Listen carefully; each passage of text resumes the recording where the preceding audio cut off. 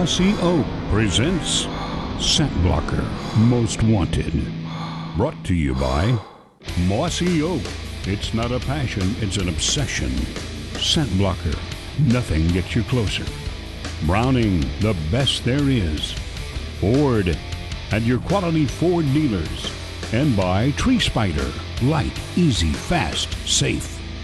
When it comes to North America's big game trophies, it's hard to beat the elk.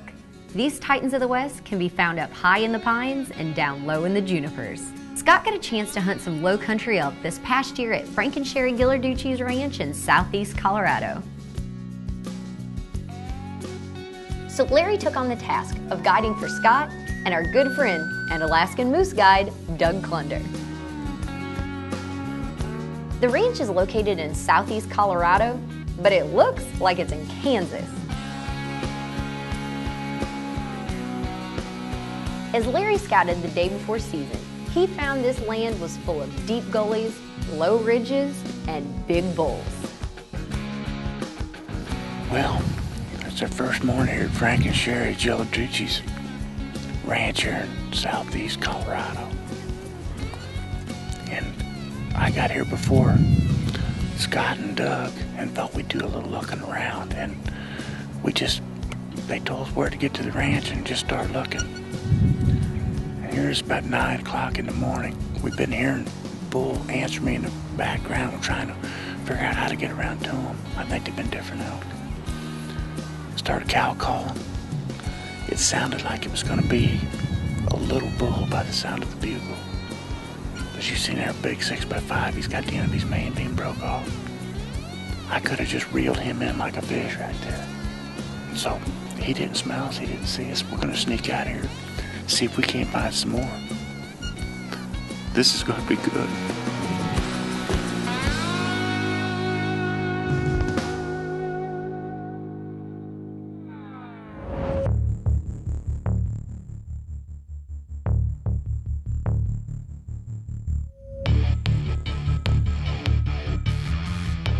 On the other side of the world, Bob is back in South Africa, hunting with Johnny Vivier and Wintershoek Safaris.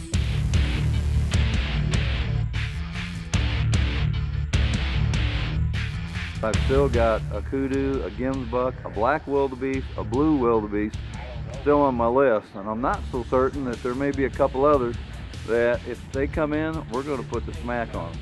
But you know, the guys are all pretty well loaded up, they're ready to go. We're actually going to a ground blind this morning that 2 days ago I hunted, and we had a really huge gemsbuck female. And about the time I'm ready to shoot her, 5 bull gemsbucks come in, but she was just overwhelming in size. So that's kind of mainly my most number one animal today I'd like to go after. But of course, when you come to South Africa, a kudu, well, it's the top of anybody's list. It's like for me going back home in the States and hunting for a big bull elk. So with that said, the trucks are getting loaded. We're heading out of here.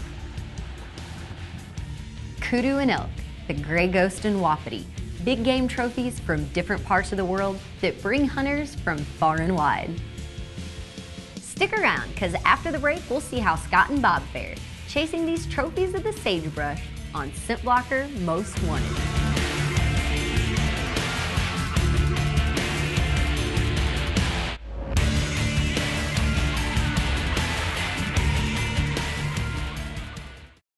This segment of ScentBlocker Most Wanted is brought to you by Matthews, catch us if you can, and by Rage, leading the evolution in lethal technology. Welcome back. We're hunting all around the world, and our first stop is South Africa.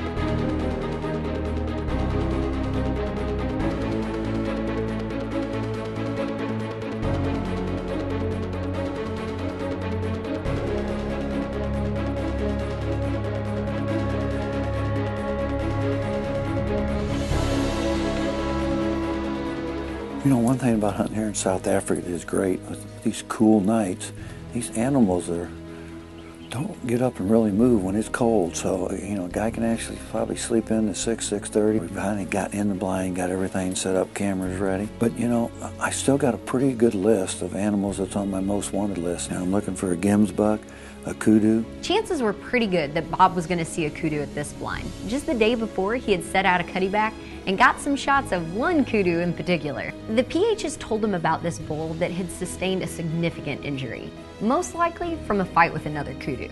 The only thing bad about this spot, the heat activated, I'm wearing the all-new Trinity. I have sprayed down with a ton of TI4.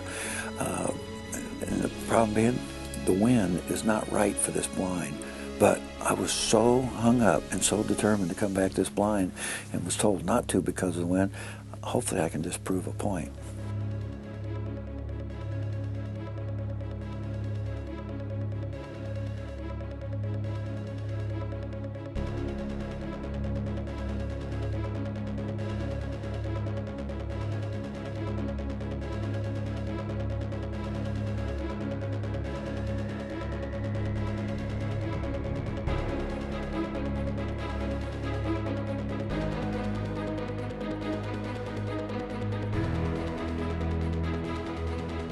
While Bob waits on his injured kudu, we'll head to Colorado, where Scott, Doug, and Larry are racing against the weather in search of some elk.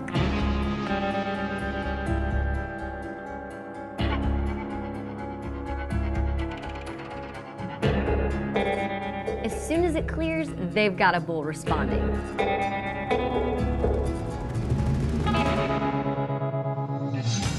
This bull is screaming as he runs in behind a stand of juniper.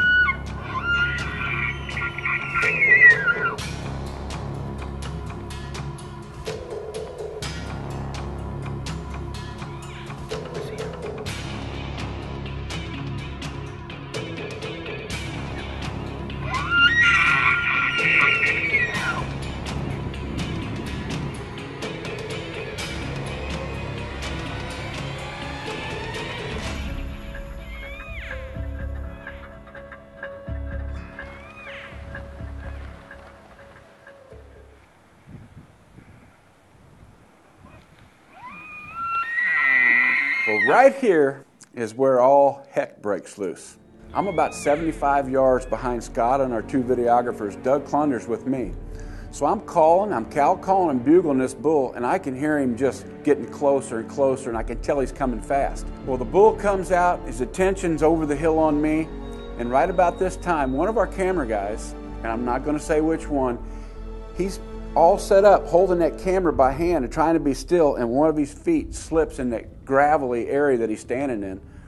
And as soon as he rolled those rocks out from under his feet at 25 yards, well, I don't have to tell you what happened then. And that's just one of the things that happens when you're trying to film hunts. Well, I hear the rocks peel out, and I'm thinking maybe they shot him. So I bugle trying to get the bull to stop, and he does. But that bull's out there about 80 yards at that time, and as good a shot as Scott is in a 25-mile-an-hour crosswind, he's not going to take that shot.